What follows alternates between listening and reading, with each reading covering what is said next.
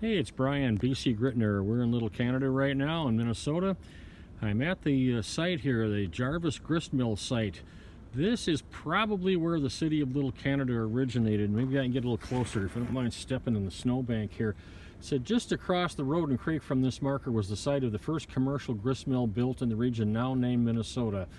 Constructed in 1844, 5 years before the birth of Minnesota Territory, the water-powered flour and meal mill was operating when present-day Little Canada was an unmapped wilderness on the western frontier of Wisconsin Territory. Its builder was St. Paul's first carpenter, Charles Bazile, who lived from 1812 to 1878, a Montreal native who was remembered as a short, honest man full of kindness. Its owner was another short, honest French-Canadian, Benjamin Gervais. He lived from 1786 to 1876, considered the founder of Little Canada and one of the pioneers of St. Paul. A former voyageur born in Rivière-du-Loup, Quebec, Gervais came to this site in 1844 on the recommendation of his Dakota Indian friends. Aided by his wife Genevieve and 8 children, Gervais carved out a large farm along this creek and adjoining lake now named for him. After their first harvest, the Gervais family used the mill to make cornmeal and flour for the lumber camps of the St. Croix Valley. In 1847, Gervais replaced his original pair of 36 diameter millstones for a better set from St. Louis. The mill was raised in the 1880s. I'm going to pan a little bit to the south. I'm looking west. We're going to go to the south. Unfortunately, the sun is right at the camera right now. If I'm reading the sign correctly, that mill would have been right across the street here. The building you see is the Metro Ramsey, Washington Watershed District headquarters, something like that. And you can kind of see the depression just past the snowbank on the far side of the street. And I'm going to pan right, and you can see this depression here. I couldn't really say. I was always under the impression that it was further down, but let's take a walk on the trail here. I'll try to walk reasonably quickly. And we can see where there is a holding pond.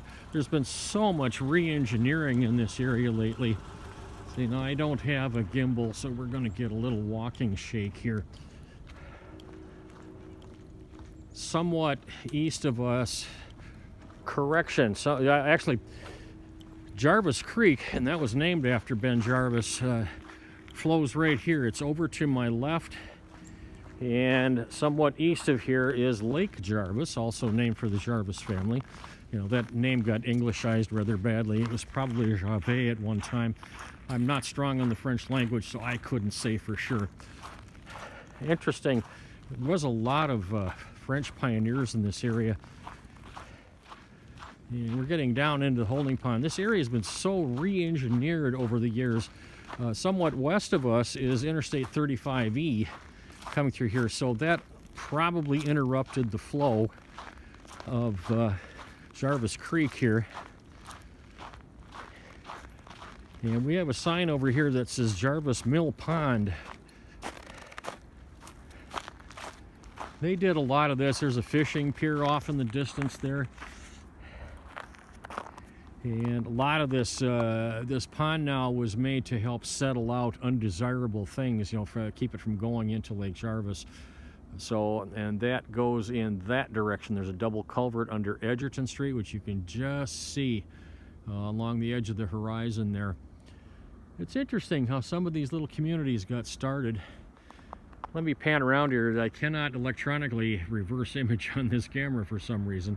So, hopefully I am visible at this point. It's really interesting. It's how a community can get started by, you know, one person, one family, that kind of thing. And the city of Little Canada here is no exception. We're not a particularly large city, but a lot of history here. It's quite fascinating. I think that'll pretty much do it for today. So on that note, thanks for watching, and I hope to see you again. This is Brian.